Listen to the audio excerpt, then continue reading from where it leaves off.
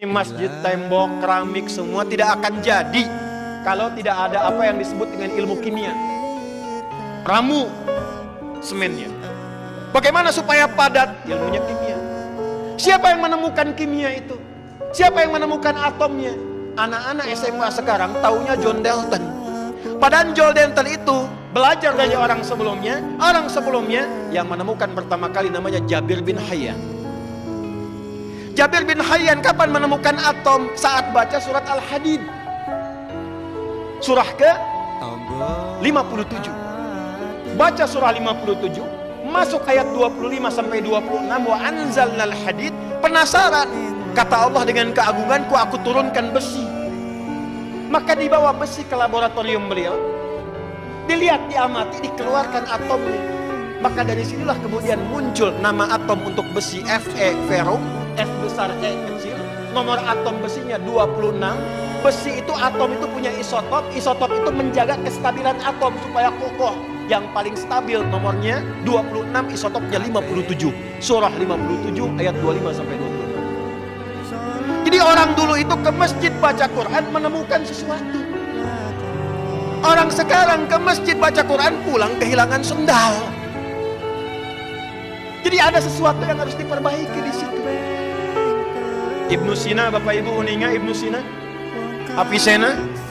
Avicenna itu ahli Quran, hafal Quran, tahu tafsir. Jadi dokter muda otodidak usia 15 tahun.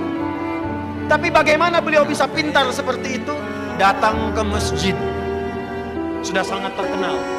Kalau lupa datang ke masjid, sholat 2 rakaat langsung ingat apa yang ingin diingat. Tapi orang sekarang lebih hebat. Baru takbir sudah ingat semua yang tidak ingin diingat. Itu kata Nabi itu. Ya, kata Nabi, kalau ada orang mau sholat, nanti ada setan khusus yang akan menggoda, namanya khanzab. Hati-hati. Wa idza kabbara, kata Nabi, jika orang sudah bertakbir, fayaqulu syaitanu, maka setan akan menggoda, uzkur kada, uzkur kada. Itu setan khanzab, Pak Nabi.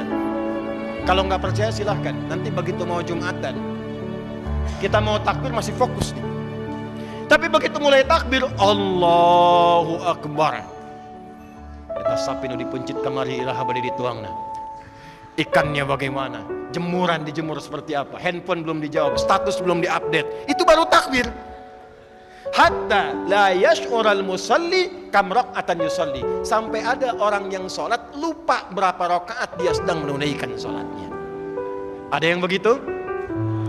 Ada yang begitu? Tuh wajah-wajahnya banyak tuh.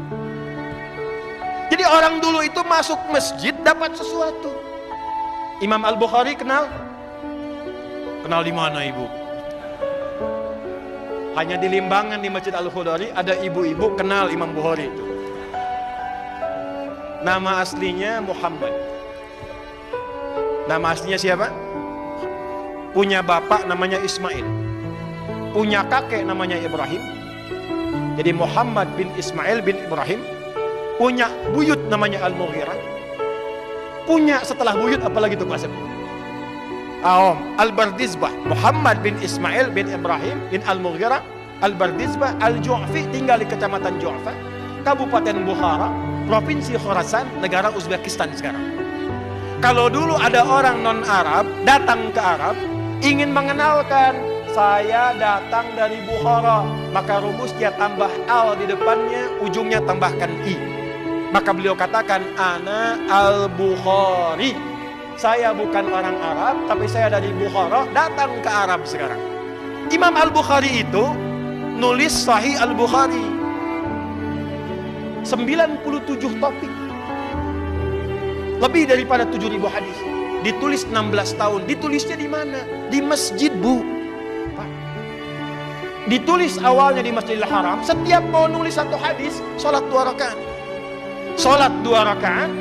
Selesai sholat, kalau merasakan Allah memberi taufik, tulis satu hadis. Kitabul Wahyi, hadisnya ini. Disempurnakan di Masjid Nabawi. Dimulai di masjid, berakhir di masjid. Tidak ada sejarahnya adik-adikku, santri yang datang ke masjid kecuali keluar dari masjid pasti jadi orang pintar di zaman.